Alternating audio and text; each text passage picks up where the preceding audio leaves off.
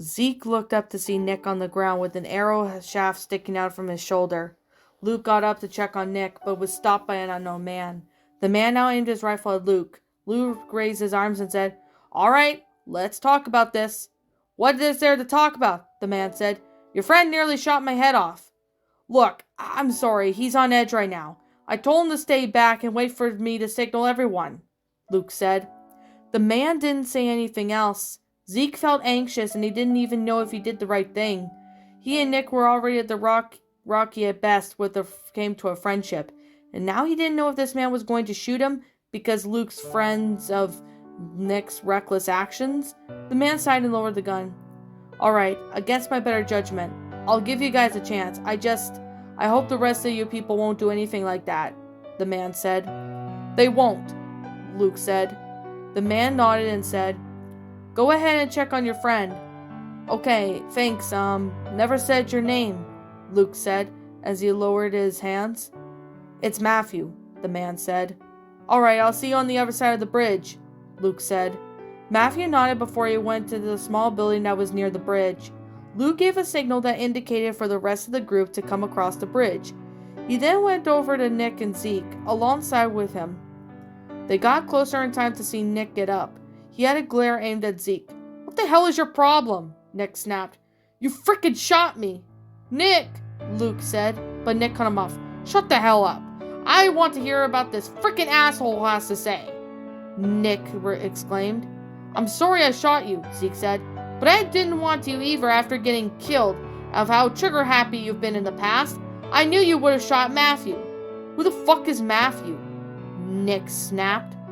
"The guy we're talking to before you ran in and waving around your damn gun," Luke snapped at Nick. "Hey, I thought he was going to shoot you guys," Nick exclaimed. "I thought you were in danger." "Nick was raised. I was waving my arms for you not to shoot, and I told you to wait. You could have shot me or Zeke," Luke said.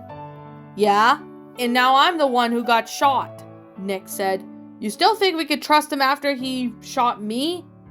"You didn't help the situation," Luke said. "Zeke was trying to make sure both of you walked right away after. After considering what you and Matthew didn't kill each other, I'd say everything worked." "I have a frickin' arrow stuck in my shoulder," Nick exclaimed. "And whose fault is that?" "Nick, you could just shoot first and ask questions later," Luke said. Nick growled and shook his head. "Whatever," Nick muttered. He shoved the Luke and Zeke as he walked past them. Luke sighed before he started to make his way across the bridge with Zeke following beside him. "You did the right thing. Don't beat yourself over this. Nick's just a bad place right now." "He's been in a bad place since I met him," Zeke said. "I know. Losing his mom took a huge toll on him, and then Pete died. That just made things worse," Luke said. "How did you and Nick meet? You two must have been friends for a long time," Zeke said. Luke scoffed and said, "Yeah, Nick's the closest friend I've ever had. Closest thing to a brother. We pretty much grew up with each other. We did a lot of stupid shit. We went even into business together." "Doing what?" I probably shouldn't say," Luke said. "Alcohol?" Zeke muttered. Luke's eyes widened and he said, "How did you know of that?" Zeke shrugged and said, "Process elimination. Adults usually don't want to talk about, alcohol, tobacco, or etc. around kids. You can't make one of those things and sell it." Once again, Luke became silent. He wasn't so sure how to respond with Zeke. The last thing he wanted to bring up was the painful memories for the boy. They got across the bridge with the rest of the group joining them. Sarah ran up to Zeke and immediately hugged him. It sounded like she was breathing heavily. She must have been frightened when she saw the unfold on the bridge. "It's all right. I'm okay," Zeke said. "And I'm not," Nick snapped. "Fucking William, tell me over here, shoot me." "What happened?" Rebecca asked Luke. "Zeke and I were talking to some guy, and then Nick came out of nowhere and aimed his rifle at him," Luke said. "He drew first," Nick snapped. "Oh, really? Because that's not what it looks like to me," Luke said. "Is he with Carver?" Carlos asked. "No, I don't think so. I never seen him before," Luke said. The door to the small building opened and Matthew came out. "Hey, I got a couple of cans left," Matthew said. when he stopped and saw Clementine and Genevieve. "Holy cow, you guys have a kid and a baby? That's a rare sight." Clementine smiled, and the man reminded her so much of Omid. "Hi, I'm Clementine," the girl said. "Hi there, I'm Matthew." He looked over to Rebecca and asked, "Is she your daughter?" "Alvin and I adopted her," Rebecca said with a smile. Matthew nodded and he said, "All right, tell you what. If you guys are good enough to look after some kids and a baby, I guess it wouldn't hurt anything having you guys come to the ski lodge. I'm going up there to get more food and some batteries for my radio anyway." "You're up at that ski lodge?" Luke asked. "Me and my other people, including my partner," Matthew said. "I see," Luke said. "We thought that ski lodge was abandoned." "Hey, don't worry. Let's just pretend what happened on the bridge didn't happen, alright?" Matthew said. "Fine," Nick muttered. "Could someone help me with this frickin' arrow sticking out of me?" Carlos sighed and he said, "Yeah, hang on." He went over to inspect Nick's wound. Matthew went over to Luke and Alvin and handed them 2 cans of peaches. Clementine placed Genevieve on the ground and allowed the toddler to walk around for a bit. Zeke and Sarah went over and sat down next to each other. "I'm glad you're okay," Sarah said.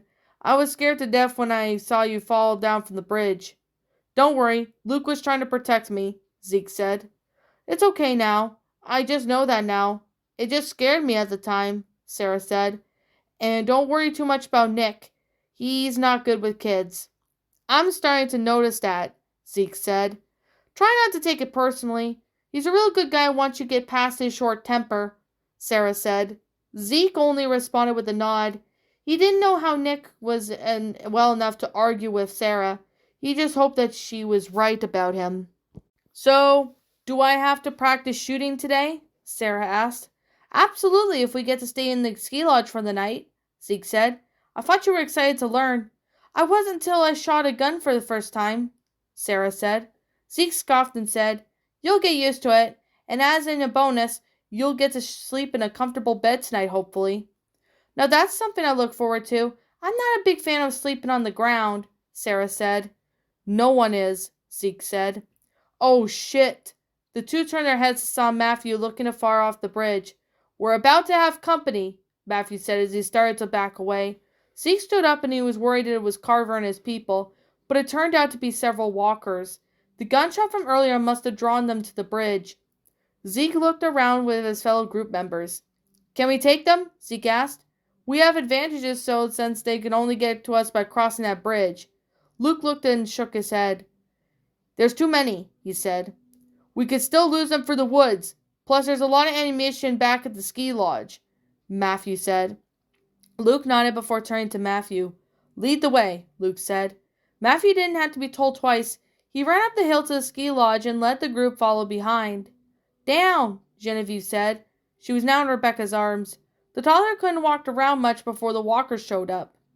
"In a bit, baby," Rebecca said. "We have to get away from the monsters first." Genevieve released a sigh in response.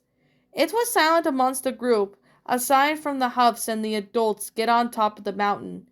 The sky grew gray from the oncoming storm, and the lateness of the day made the group wend up their way to the ski lodge. If the group wasn't exhausted before, then they certainly were now.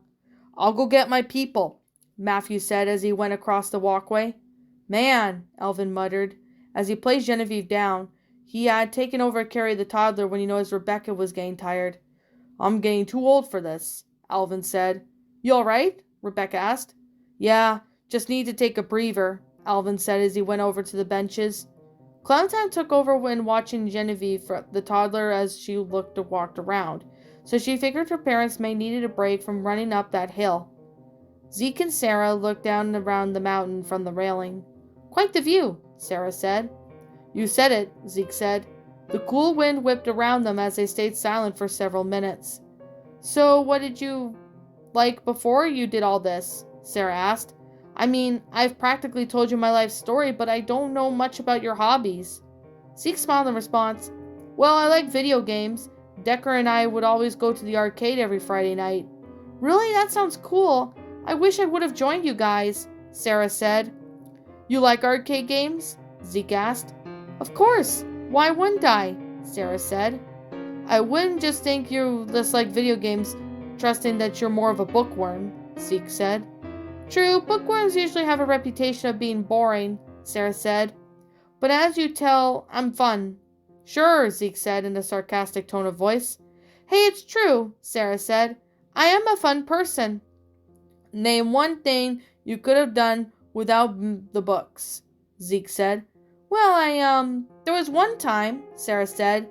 She kept pausing to try to rethink if something happened was fun without involving a book. She looked at Zeke with a playful glare. Fine, you win, butthead. I don't have anything. She then followed by hitting Zeke's playful punch. Well. It seems like my violent nature is rubbing off on you, Zeke said with a smirk. Cool. Maybe I could start using your bow from now on, Sarah said with a smirk. She giggled when she saw Zeke's eyes widened. Jan Pondon, I have not explained this already. My bow is completely off limits. You are permitted to use the gawk at the awesomeness that it displays. Zeke chuckled a bit as he joked with Sarah and she was laughing. Come on, just one shot, Sarah said between her laughter. Let me think about it. No, Zeke said. Gee, thanks. I'm glad you all have 2 seconds of consideration, Sarah said with a smirk. You're welcome, Zeke said, as he was followed by him by laughing. Sarah was laughing too. They both have a unique sense of humor, and the fact that they could understand each other's jokes was something they've always treasured. Their laughter was ended when Luke went up to them. Hey, sorry to interrupt, but it'd be nice to know if Carver's still out on the trail. Could probably get a better view from up top. He gestured to one of the lifts. You'd have an easier time getting out there than the most. Mind if you take a look? If I must, Zeke said with a sigh. I'll do it, Clementine said. Zeke, Sarah, and Luke turned to the girl, who overheard the conversation. You sure? Luke asked. Clementine nodded. Yeah, as long as someone can watch Jen. Yeah, I got her, Sarah said. She went over to the toddler. Clementine nodded as she went into the lift. Clem, you don't have to do this if you don't want to, Zeke said, as he and Luke joined her. She was looking up at the lift with a bit of uncertainty about climbing it. Clementine turned to Zeke and Luke said, I have the binoculars, so it makes more sense for me to do this. All right, Luke said. I'll catch you if you fall. Clementine nodded as she started to make her way up the ladder. You know, when I was a kid, my friends and I would climb up on the building, Luke said. That sounds stupid, Clementine said. Yeah, the most important thing was to not look down, Luke said. Park hour? Zeke asked. Park hour, we weren't that stupid enough to jump down from the top, Luke said. A few seconds passed by as Clementine got closer to the top. Made it, Clementine called out, before she disappeared from the view. You see anything? Luke called out. There was no response for a few seconds. Nothing. Wait, I think I see something, Clementine said. What is it? Luke asked. I think it's a light, Clementine said. Wait, I see another. Zeke looked over to Matthew and returned the older man with the woman. One of the older men with the green coat didn't seem happy. Clem, what's going on? Luke asked. The lights. They went back into the forest, Clementine said. Do you think it's Carver? Zeke says to Luke. Luke sighed and he said, My gut says yes, but maybe we did lose them.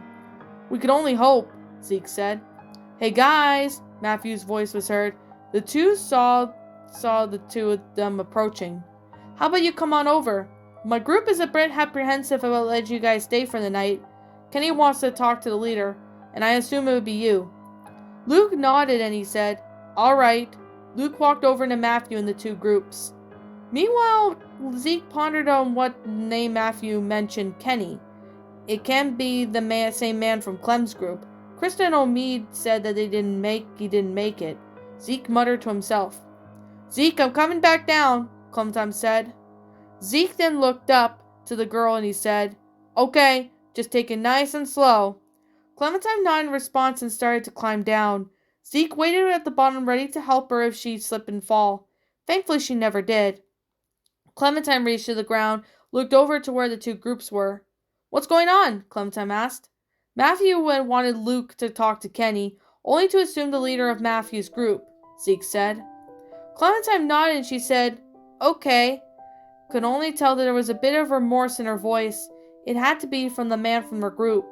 The two went over to the two groups, and Clementine was about to join Rebecca and Alvin, but her eyes widened when she saw the man who wore the green coat.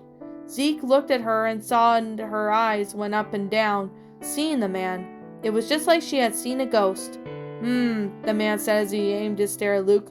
Well, I guess you can't all be all that bad. Matthew did say you seem like good people. We are, just a bit tense, Luke said. Kenny? Clementine said. All of her eyes turned to the girl, including the older man's. Zeke was about to say something when his eyes widened as well. He wondered if this man was in Clementine's group. It almost has to be. Perhaps Krista and Omid were mistaken about his fate. Clementine? Kenny said. That confirmed it. It was Kenny from Clementine's old group. He was alive.